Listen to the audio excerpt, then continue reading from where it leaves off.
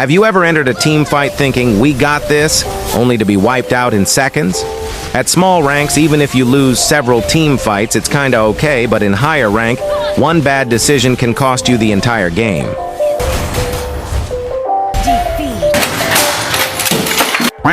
Everyone knows their heroes, everyone farms, but then a single team fight happens, and boom! You go from a 6K gold lead to watching your base explode.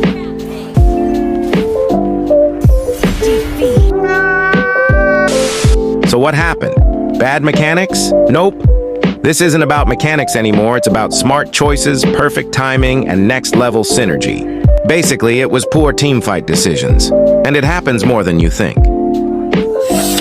In this video, I'll tell you 8 advanced tips like how pro-level players think during every team fight. This isn't basic advice. This is how good players dominate without flashy plays.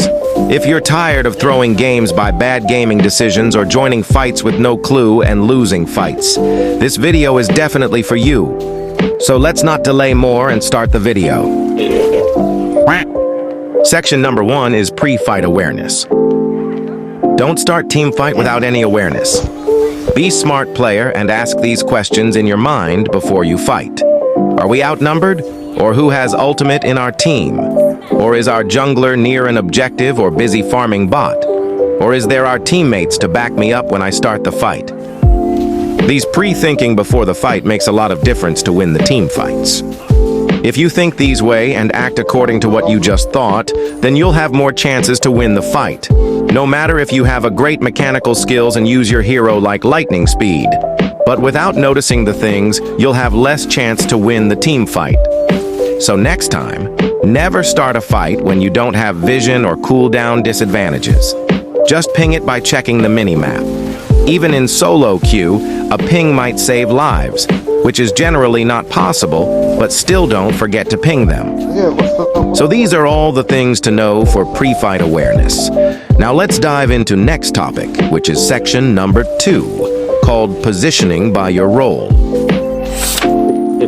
Every player should know where to stand during fights. Here's a quick reminder for every role. Roamers is always frontliners and vision provider of your team. And if the situation arises where enemies are attacking your teammates, then you should soak all enemy skills in order to save your teammates. For EXP laners, you should flank or peel. And your most important job is to disrupt the enemies. It's even better if you mark enemy hyper to make him shut down completely in farm and in everything. And junglers should always wait for good openings, and if you get the good opening in team fights, then finish the enemies because you have most burst damage in the team. For gold laners, always stay behind and hit from the back and never ever dive in the middle of the fight because you have the worst HP and defense in the entire team. And lastly, mid-mages is an angle players. You should look for burst windows, not spamming AoE damage everywhere. You should be accurate to stunt them, because your stun might be the reason behind bursting enemies into half HP, so that your other teammates will finish them. If you misplaced even by a few steps, then you will die before you do anything. So that's why position by role is also a part of team fight decision-making. Before going to next section, just watch this.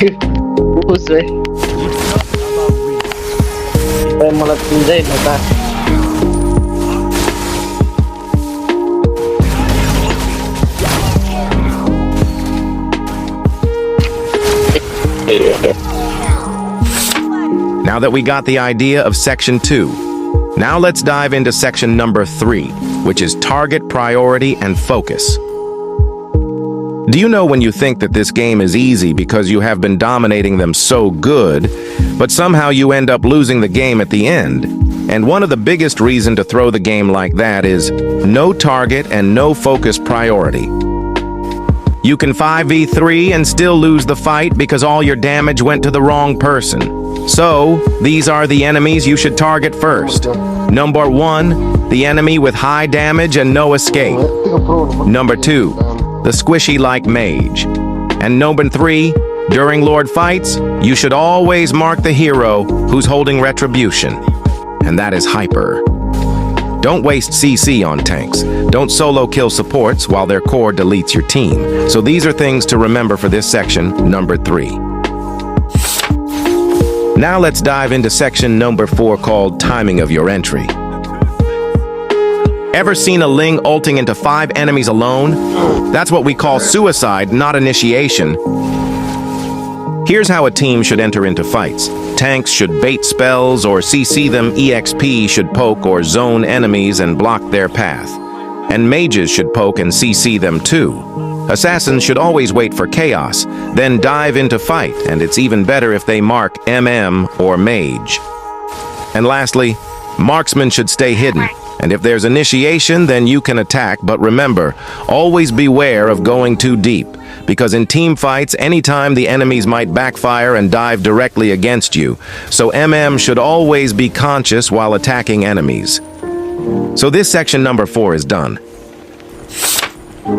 Let's go to section number 5, and this section is kind of weird, but it's actually the best one. Before going to this section, please like and subscribe, my brother. Because I work my ass off to give you these useful tips, and in return I still get 86% viewers who doesn't subscribe. And some videos even get only 6 or 7 subscribers. It actually hurts to see those work, which doesn't pay off where I invested all my work and efforts. But anyways, let's go back to the video. So, as I already told you that this section is kind of weird, but it's actually good. So the section number 5 is Disengage Like a Pro. You don't need to win every fight. Sometimes, the best decision is to walk away. Here's when you should disengage. Number 1, when your ultimates are down, you shouldn't just fight like a newbie. Number 2, suppose you're a mage or MM, and if you lost your roamer or jungler in, then there's no any use to fight more, so show disengage. Number 3, when the enemy still has burst combos, then as an MM or mage, or even squishy hyper with no dash skill, then there's no any use to fight, so just back off.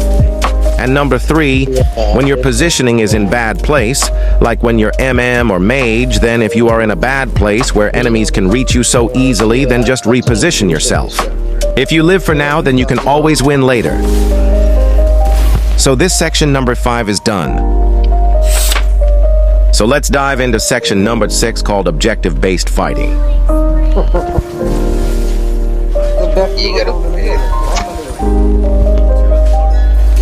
In higher ranks, fights are rarely random. They happen around something, like Lord and Turtle times, and while buff invade, and when you lane pressure so that you can either get a kill and get the turret. Always remember that you don't team fight for kills. You fight to control the map. So ask yourself before every fight, what are we gaining from this? Does this fight gives us winning condition? What if you force a fight and won, but you lose Lord? You probably lost the game. So focus in objectives more than killing enemies. And most importantly, don't force an unnecessary fights everywhere.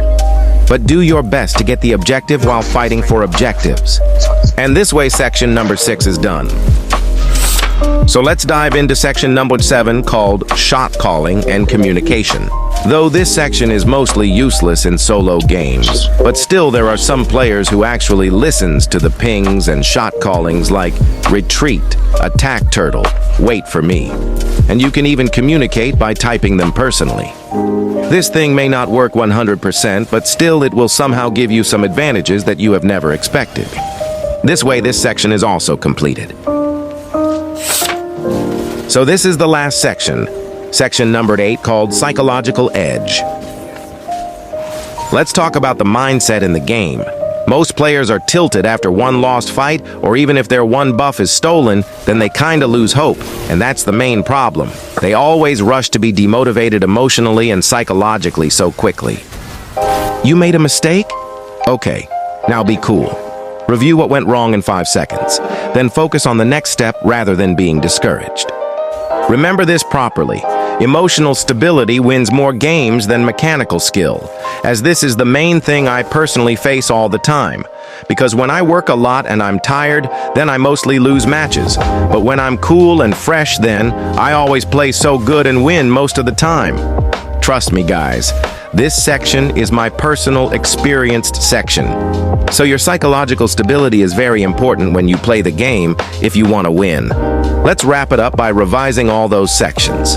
Fight with vision, not emotion. Know your role and position.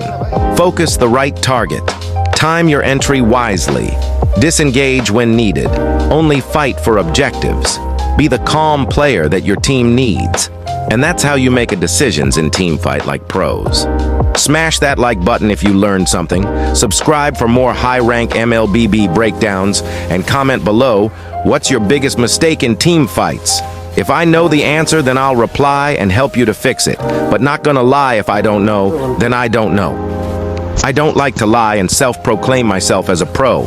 I'm not that pro, but I'm good enough to teach some things that is very important for the game. This is your guy Fion. See you in the next video. Till then, stay safe and sound, my boys.